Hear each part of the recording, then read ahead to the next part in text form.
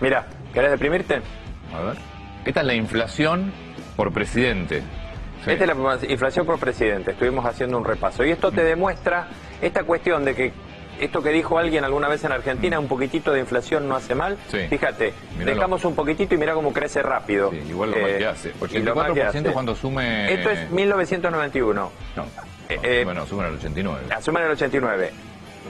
Veníamos. Hiperinflación de Raúl Alfonsín.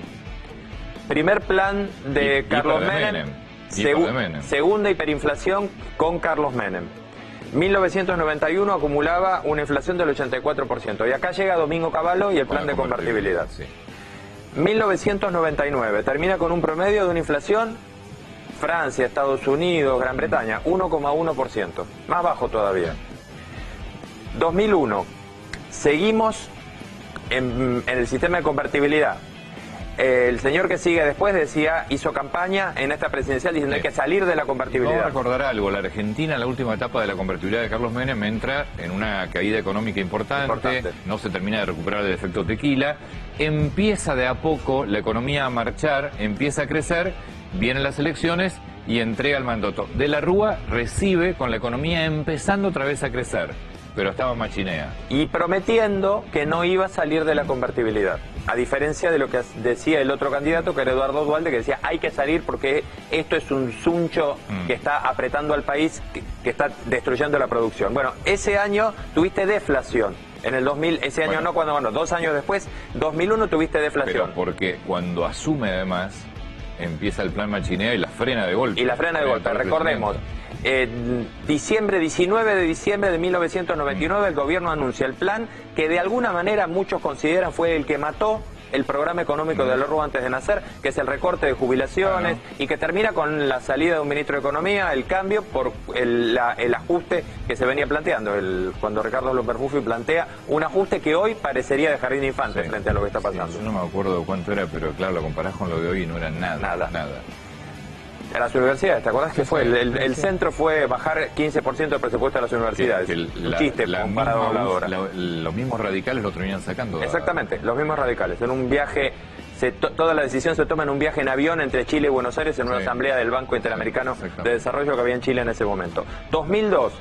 Bueno, aquí hay que reconocerle a Eduardo Duhalde que este número podría haber sido muchísimo más complicado. La salida de la convertibilidad se da primero de 1 a 1,40 y ese 1 a 1,40 se multiplica inmediatamente de 1 a 4. Hubo una devaluación que en números fue mucho más grande que la que sufrió Mauricio Macri en porcentaje, es muchísimo más grande, 400%.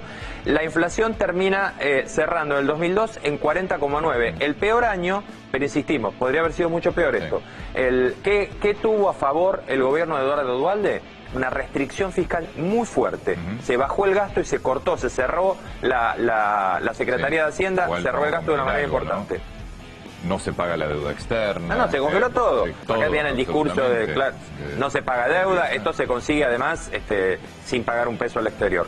2003, primer año de Néstor Kirchner, 13,4% de la inflación, venía con el arrastre se queda con la mitad del gabinete. Se queda con la mitad del gabinete de Eduardo Duhalde, venía con el arrastre, todavía no pagábamos nada, Argentina estaba en default, no teníamos relaciones financieras con el mundo, había que renegociar la deuda, que es lo que hace Roberto Labaña. Argentina que viene de un estallido muy fuerte social y económico, que Duhalde empieza a recuperarlo, que en plena recuperación asume Néstor Kirchner, que la verdad se encuentra con los mejores indicadores, con una economía completamente creciendo. Entre el 2003 y el 2007, acá no está el número, pero está lo mejor que recuerda Argentina en los últimos 15 años, porque acá en el medio, después del 2003, 2004, 2005, es cuando la inflación empieza a bajar. Hubo crecimiento y sin inflación. Hubo crecimiento sin inflación. Néstor Kirchner se beneficia de algo que había empezado ya con Fernando de la Rúa y con Eduardo Duhalde, y era que los precios de los commodities, de los bienes que Argentina exportaba, iban subiendo, iban volando en el mundo, entraba plata. Bueno, este es el famoso momento en el que se dice, nunca en los últimos 100 años entró tanta plata a la Argentina como en esta época. 2007... ¿te acordás del círculo virtuoso? Superávit, los superávit gemelos, superávit comercial, superávit fiscal, eso se va al diablo. Empieza a deteriorarse el superávit, los números de la economía empiezan a complicarse de nuevo, se gastó todo eso, dispendiosamente, los subsidios ya habían crecido una barbaridad, ya empezaba a haber un retraso en el tema de tarifas y la inflación se despega a 8,5%, es lo que cierra el 2007. 2011, Cristina de Kirchner. La verdad que aquí... Termina, es decir, gana el segundo mandato. Gana el segundo mandato. La inflación ya había sido un problema en el primer mandato de Cristina de Kirchner, era un problema cierto. En realidad la inflación, te diría, a partir de 2006, 2007 ya fue un problema que nunca más se lo pudieron sacar de encima. 22,9, la economía aquí ya estaba cerrada y después de esto, ¿qué es lo que sucede? Gana las elecciones y Cristina hace todo lo contrario a lo que dijo en la campaña, porque una de las primeras medidas a los 2 meses que asume es el tema de empezar con el cepo y las restricciones al dólar. Y de acá en adelante, hasta el 2015 que entrega el mandato, la medición es muy relativa, porque el INDEC estaba completamente intervenido. Acá se rompe el termómetro, el INDEC ha intervenido. ¿Qué inflación es la que empezó a tomar todo el mundo? Lo que llamamos con inflación Congreso, que técnicamente no se puede seguir ese dato, pero es un dato de referencia histórico, nada más. Vos no podés fijar ningún contrato a lo que te decía, porque eso no es una inflación tomada técnica, que era el promedio de lo que la oposición decía que estaba en la inflación, de acuerdo a lo que decían las consultoras, algunas de las cuales terminaron por Moreno denunciadas penalmente por dar un índice de inflación paralelo a ese oficial que no existía. Cierra 2015 con 27,6 y llega al gobierno de Mauricio Macri. Llega al gobierno de Mauricio Macri. Salida del cepo. Salida del cepo. La inflación no es un problema. No, es lo más fácil. Es lo más fácil de solucionar. La inflación lo que te muestra es la incapacidad para gobernar. Absolutamente.